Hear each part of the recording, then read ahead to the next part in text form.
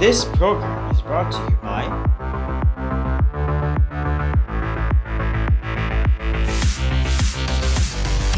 presented by ACA Brace Production and Marketing Incorporated in cooperation with PHILEXPORT, Philippine Chamber of Commerce and Industry.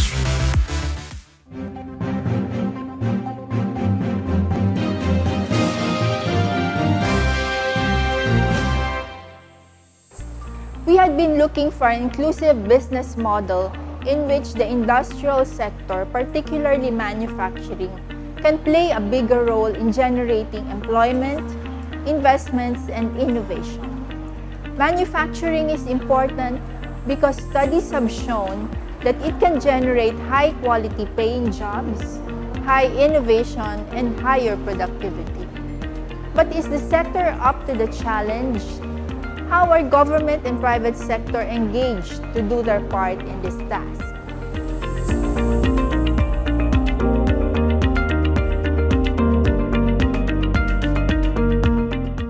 The Philippine manufacturing export base has become less diversified with low value added and focused mainly on two major export groups, electronics and metals and machinery.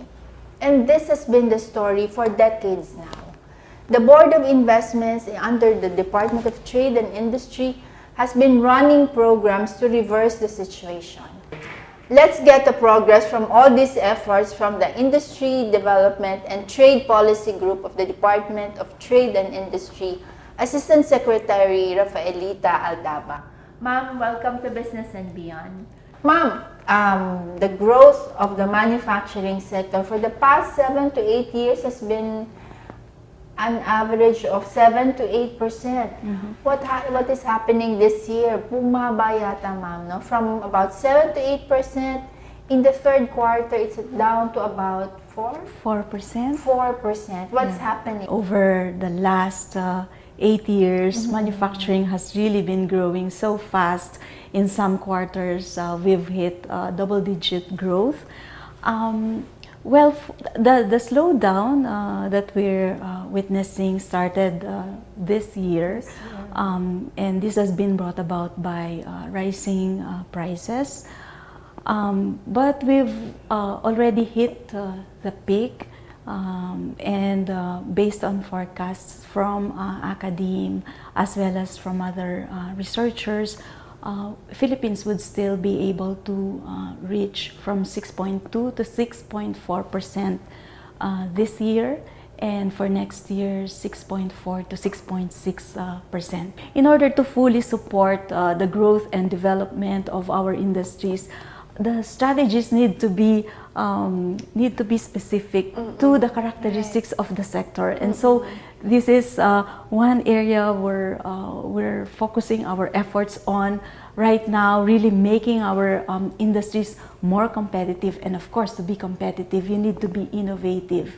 And by being innovative, then you increase your productivity, and that's going to be the source of growth. How do you think government, the DTI, can help more SMEs in adopting technology, in innovating R&D, etc., when in fact there's not enough government budget, even at the level of the OSP, di ba, ma'am? Mm-hmm. So how do we help SMEs there? The reason why we are pursuing the establishment of these regional inclusive innovation centers, it's one way by which we can level up the shared services facilities. So, well, we've signed a memorandum of understanding, DTI, DOST, NEDA, CHED, DepEd, DICT, and DA. Wow, more partners this time. Yes, and the purpose really is for these government agencies to collaborate, to work together closely in terms of achieving our innovation goal. And many of these government agencies also have their own innovation, research and development projects. So even though DTI would have reduced budget for the shared services facilities project, at least for the other agencies, given that we're working together, implementing only one roadmap, and looking only at one direction. Can you already share with us what is the top priority? And it's really the building of regional inclusive innovation centers. And then in many parts of the country, though, it's still agriculture based. So what we're going to promote in these areas is really toward innovation towards more agribusiness, because that's really the key to enable us to transform our regional economies. And that way we'll be able to generate more jobs and in the end address poverty. The Trabajo Bill will modernize our incentive system. We would study closely what the law is offering. We are reducing corporate income tax from 30% to 20%. And to further is the adjustment. The bill also includes a structural adjustment fund. 500 million will be given to labor or to workers who would be displaced. There's another 500 million pesos for training or retraining, upskilling, upgrading the skills of our workers, and another 5 billion solely for IT BPM. And then last item is the 15 billion pesos which would be given to industries in the form of subsidies to provide support to R&D activities as well as power. These funds could be tapped to provide some subsidies, some support to our companies that are power intensive. So there is a safety net in the form of this structural adjustment fund. Is in the SIP? It's already in the SIPP, approved by the House. Approved by the House? Yes. All right, okay. Thank you, ma'am.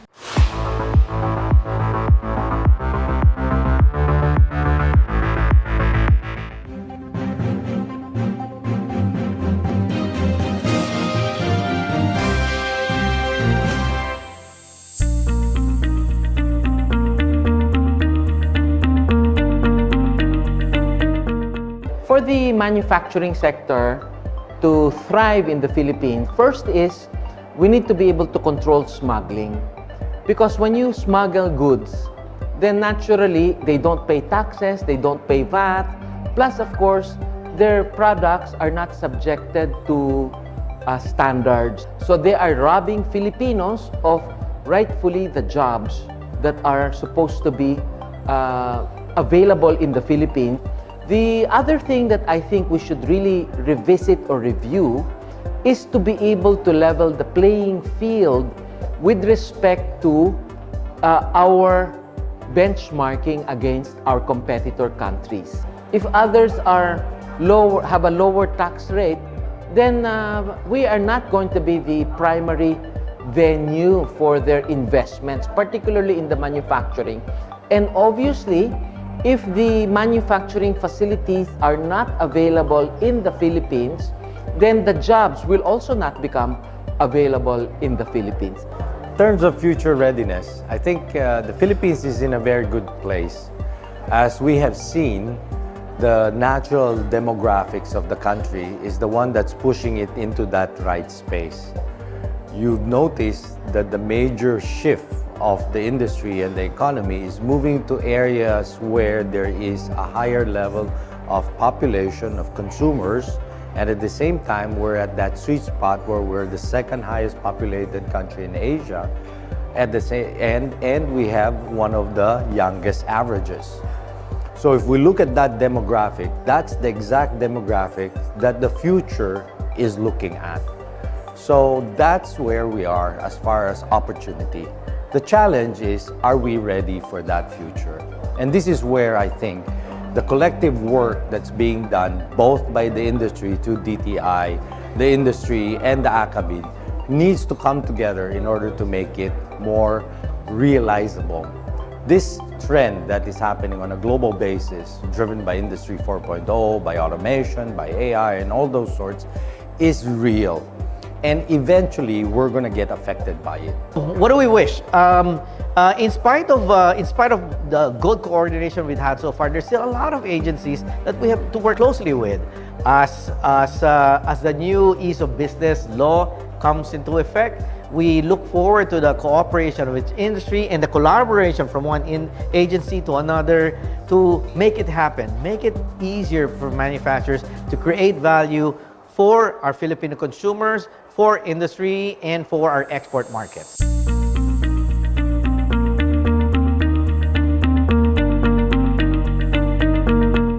We are in Antipolo at the factory of Obra ni Juan.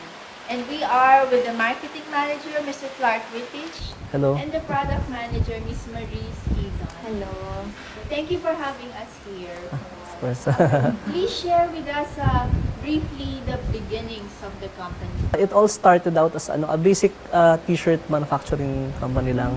Eventually, lumaki siya. Then, around 1995, na-conceptualize po yung Obra ni Juan na inclined sa culture natin as Filipinos that features yung printed designs on specially woven fibers. What are the fibers that you have here? Right now, it's all mostly cotton blend na.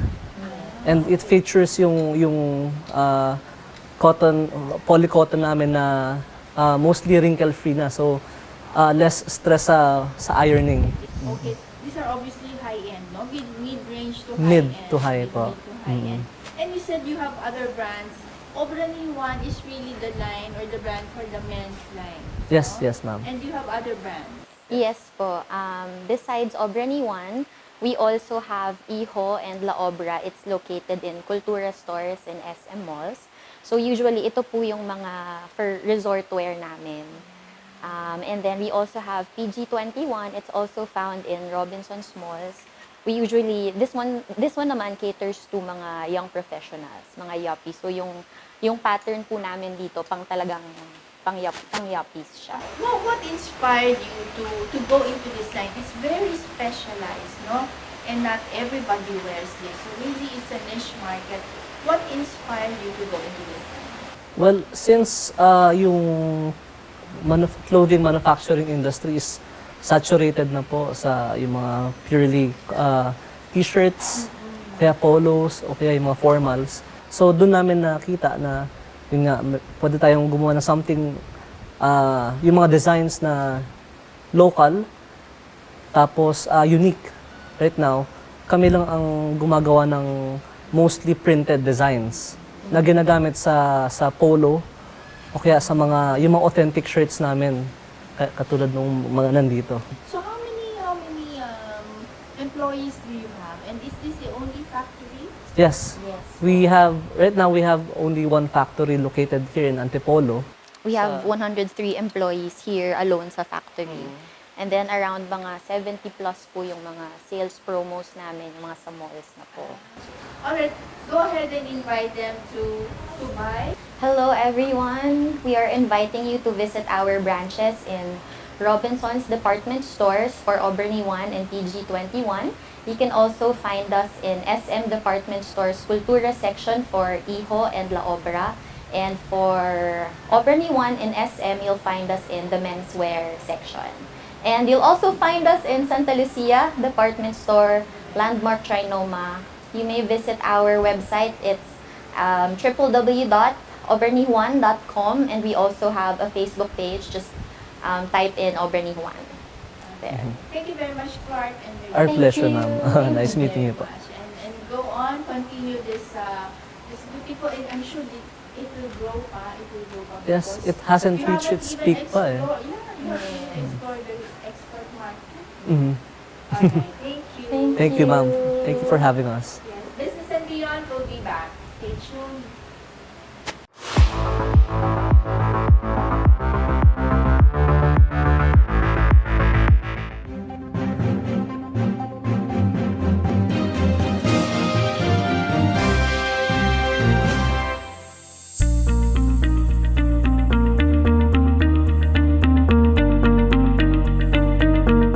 Ako po po si Ronaline Fernando Lucino ng Catholic Servants of Christ Community. Ang aming operation ay Bulacan and Pampanga at kami po ay nabigla din sa dami ng nag-a-apply simula nang kami ay maging conduit ng DTI, Small Business Corporation, sa pamamagitan po ng Pondo sa Pagbabago at Pag-asenso, yung P3 po na tinatawag. Sa ngayon po, mayroon kaming 50 beneficiary ng programang ito mula sa iba't ibang lugar dito sa amin. Sinasabi ko po na nakatulong ang P3 dahil sa survey po na ginawa namin, marami pong nangungutang sa 5-6. Meron pa pong umusbo ngayon na utangan yung extra, yung 20% ang interest for 15 days. So, ang tinarget po namin, number 1, yung mga negosyante sa talipapa, sa palengke, at the same time sa mga karatig baryo namin na nangungutang sa ganoong mga pribadong tao. Nakalulungkot lamang po kasi may mga tao talaga na hindi naiintindihan kung ano ang kahalagahan ng isang institusyon o isang programa ng gobyerno. Takot sila sa dokumento. Yun lang po ang aming naibigay sa kanila, na bigyan ng education na huwag matatakot sa mga programa na ibinibigay ng gobyerno dahil sa totohanan lang po, bumubuhos, umaapaw ang serbisyo na ito. So isa po iyon sa nakita namin sa programa na dapat naiintindihan ng isang maliit na negosyante kung ano yung papasukin niya. Pangalawa, yung kahalagahan po ng programa. At pangatlo, dapat po talaga nagagamit sa kanilang pag-uukulan. At pagka po sa pagkakataon na sila ay sabihin na natin na nagkakaroon ng problema, tinutulungan po namin kung paano pa makakaalpas. Ako po si Nori Manansala. Bali, may negosyo po ako, school and office supplies. Sa ngayon po, ayan, nadagdagan po yung aking mga paninda. Then, mga customer ko po, nadagdagan din. Kumbaga, naibibigay ko po yung mga pangangailangan nila. Kaya, malaking tulong po talaga yung inilunsad na programa po ng DTI. Katuwang po ang SB Corporation. At syempre po, yung CASICOM, MPC, sa mga katulad ko po na maliliit na negosyante, sila po yung naging katuwang ko na kung saan ang mga katulad kong SME ay nakakahiram po na wala nang kailangang iprenda, kundi yung aming DTI permit. Pinagkakalooban na po kami ng P3 na loan. Kaya muli, maraming salamat po sa DTI, sa SB Corporation, at higit po sa lahat sa CASICOM MPC. Ako po si Maria Cheris Di Anuran. Kasalukuyan pong may souvenir shop dito po sa Tangos, Baliwag, Bulacan. Malaking tulong po sa amin yung P3 program na in-endorse po sa amin ng CASICOM MPC. Bukod sa nabibigyan po ako ng ekstrang puhunan, kung noon hindi ako makapasok sa malalaking companies, ngayon nabigyan po ako ng chance na makapag-supply sa isang mall po sa Manila. Dahil syempre hindi po mabilis ang process ng mga vouchers, ganyan. So, nandoon po yung mas nagkakaroon ako ng puhunan to comply sa orders po nila. Gusto ko po sanang magpasalamat sa DTI, sa SBC, sa CASICOM MPC, at higit sa lahat kay Pangulong Duterte po sa malaking tulong na naibibigay po ng kanyang proyekto upang mabigyan kaming small businesses ng puhunan. Maraming salamat po. Sinasabi ko po na hindi kami pinababayaan ng SB Corp tsaka ng DTI sa mga programang iyon. Kaya nagpapasalamat po kami kay Pangulong Duterte na nagkaroon po ng programang ito para sa mahihirap at maliliit na negosyante para po maitaguyod ang kanilang sinimulang negosyo.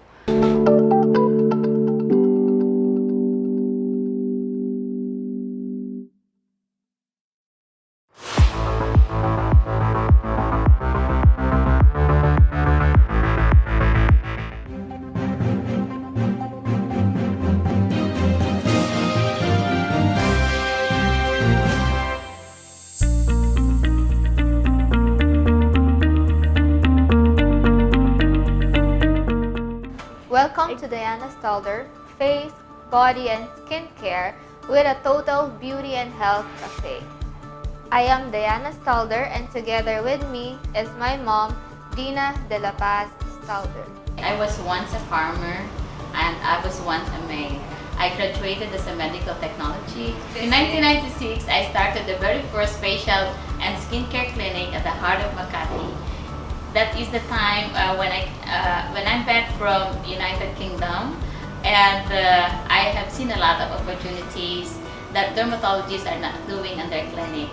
And my purpose really is to equip most of them to have this kind of treatment, non-invasive. It's just more on pampering, relaxing, facial, body massage, and scrubbing. After that, I tried introducing it to dermatologists. They tried to incorporate all the treatments that we're doing in our clinic to their clinic. So it is just like I'm the one teaching some of the dermatologists, embarking on some of the aesthetic procedures, and now it's a big hit now in the country. We are a tool manufacturer, and we are also calling for the big names inside and outside the countries. I was able to build thousands of resellers and young entrepreneurs, doing their businesses, and most of them I was able to teach them how to put up their own facial center. 2015, we added a new concept, which is the DS Cafe. It is the first in the Philippines to offer total beauty and health business. At the same time, it is affordable.